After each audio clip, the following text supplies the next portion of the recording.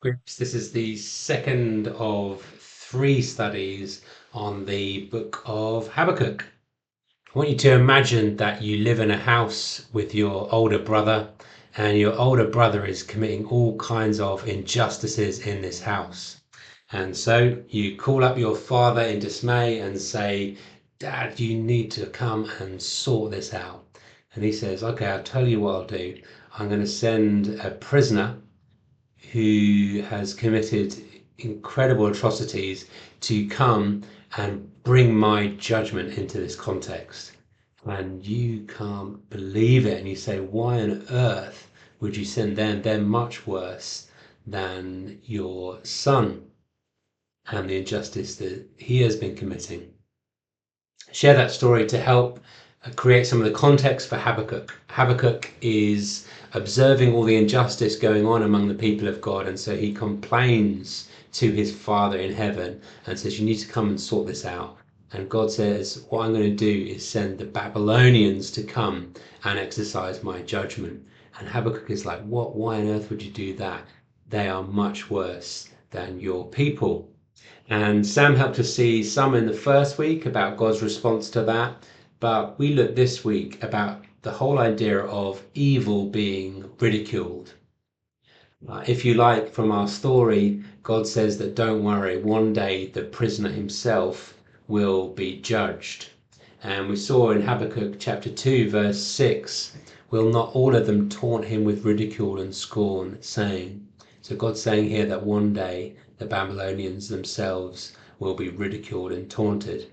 And then what follows from verse 6 to 20 of chapter 2 in Habakkuk is 5 woes. Woe meaning kind of distress and anguish, like bad things. And we saw how woe comes about in these 5 different ways, and we just looked at 3 of them. So firstly, woe to the thief.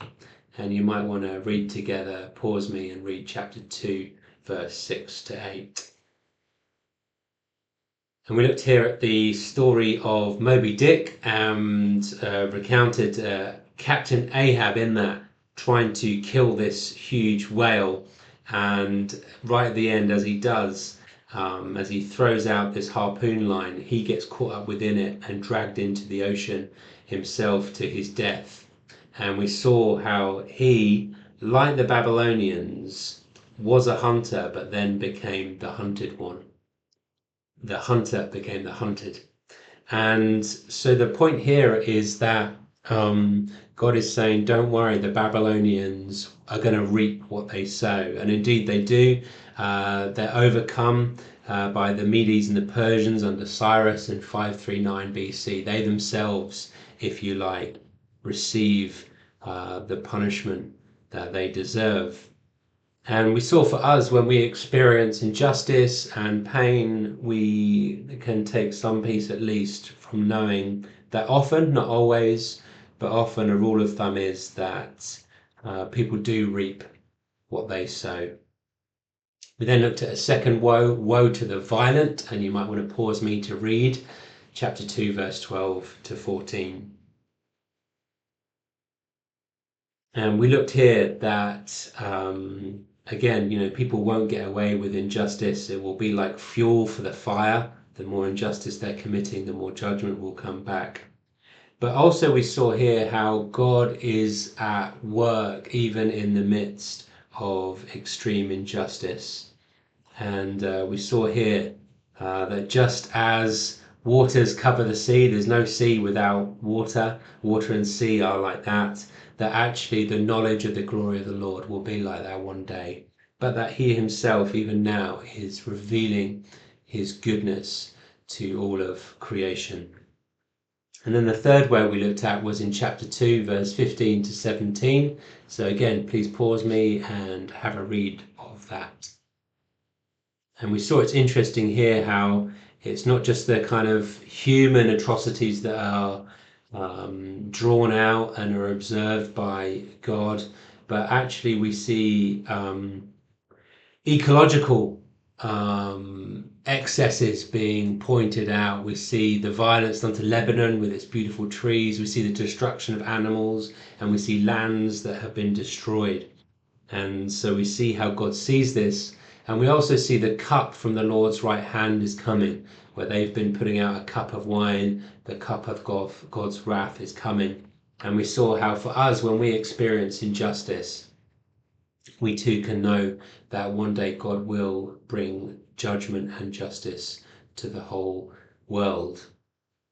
So going back to our original story of the prisoner, if you like, we can take comfort when we see things that we don't understand and see injustices happening by knowing that God knows every little detail about the prisoner he's going to send, and that he has a wonderful, far bigger plan than we can imagine to outwork his purposes.